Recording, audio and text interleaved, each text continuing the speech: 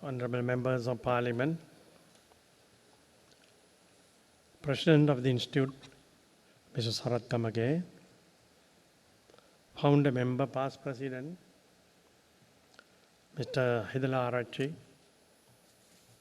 the most senior member perhaps seated today, who contributed from the very beginning to the Institute, Secretary to the Ministry of Finance, Mr. Gunawardena,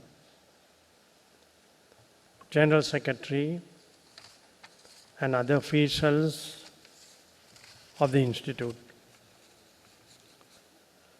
I'm once again pleased to be present here today as your chief guest at the international seminar on the theme, Elevating the Economy through Innovative and Sustainable Supply Chain Solutions. As I was walking in, dear friends, members of the institution, you all were listening to the address through the most developed IT media from far away across the world. That is what has changed the world today. That is what is changing Sri Lanka today. The new generation, as well as the business communities, in the private sector, the professionals, through your institution, Mr. President, plays the most important role of this change. The Secretary to the Treasury explained in detail the crisis of our times, an unprecedented crisis. We have not heard of this even during the Second World War. The senior members would agree with me. The crisis across the economy, crisis in our production and other areas, crisis in the debt that we have to honor, and in all our possible revenue that we have been earning, perhaps with the challenges and the contribution you all have made. Governments have departments. Governments change departments into corporations. That is one aspect. But the challenge of facing the economy is shouldered by the private sector. I must say, the private sector has played the most important role in the last 2-3 decades. I don't want to get into an argument with anyone. Honorable Minister is here, the only economist in our cabinet and the best debater on the subject. But government and state corporations have slowed down. Let us admit, they have slowed down. The role that was expected of them, have they reached that goal? It's very clear in the judgments of the Supreme Court, the acts of Parliament, objectives are laid down, contributions are made, billions are borrowed, invested in the state sector. I stand for the state sector for a long time, even today. But they have to perform. That is what the professional community of the private sector has opened the windows to. Therefore, I'm happy to be with you all today. You all have completed 50 years, which is not a short period. Mr. Hidala Arachi is here and Mr. Chairman, Mr. Kamage. It's a long period.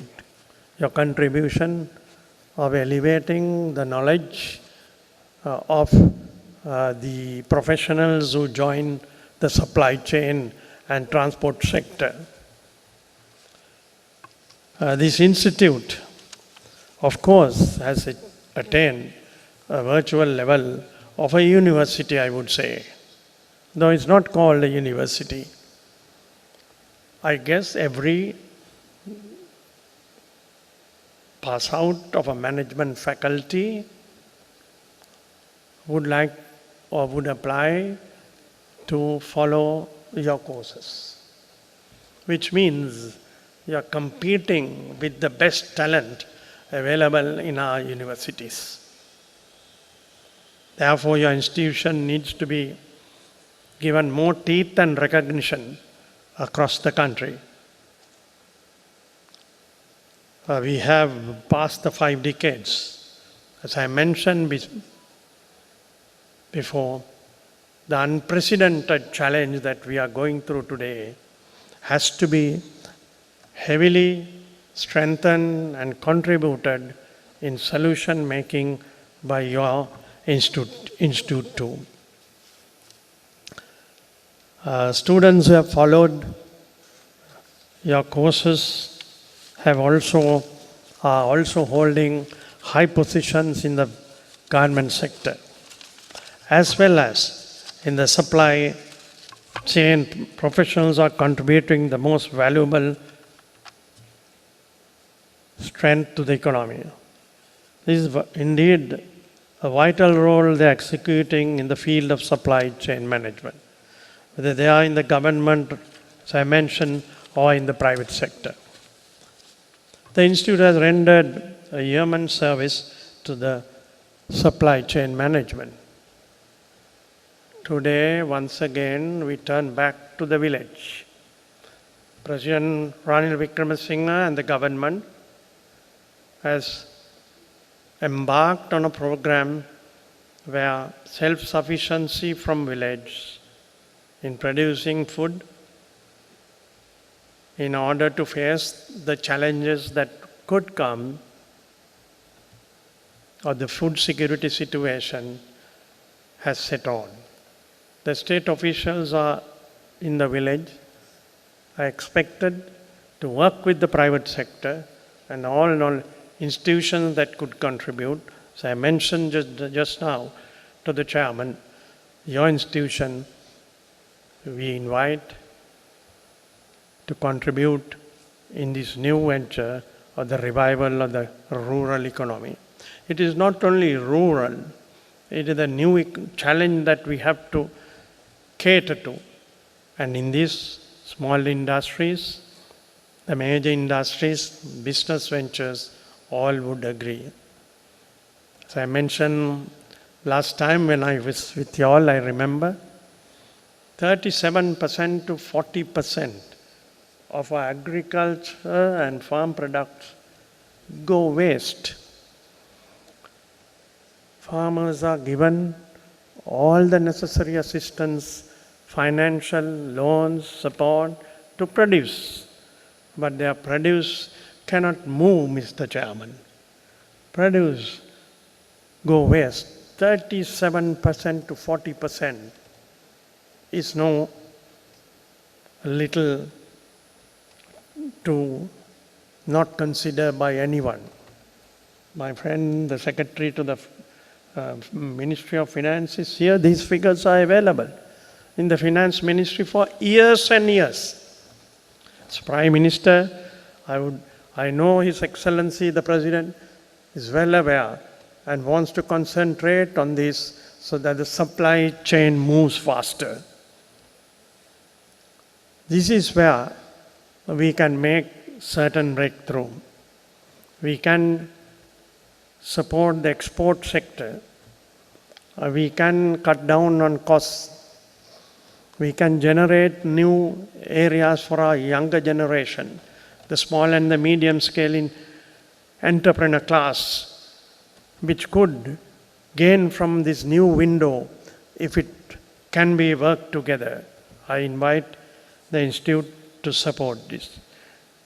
Before concluding, I would like to just quote from President Joe Biden of the United States. What did he say in June this year?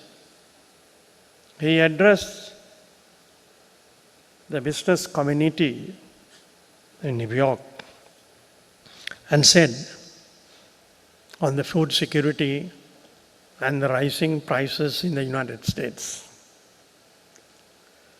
I would like just to quote the US President Joe Biden. Said freight movements raise prices by 1,000%, effecting a major change of prices that are essential in the US economy and to the general public of America.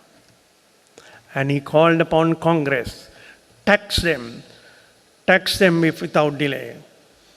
1,000% increase is not what the freight should have done during COVID period. This is only to show that everywhere governments are interested in delivering a better deal to the people, as well as finding new areas which can deliver what is necessary. Finally, I wish to express my heartfelt congratulations to the President and the ISMM at large for completing the 50 years of valuable service to the nation by training our youth, by training our entrepreneur class in very important profession that is essential for our development. We expect the ISMM to be a very successful contribution to the economy as we move along the challenges. You all can deliver. I invite you all to work together to deliver, to overcome this crisis for our nation. Thank you. I bow.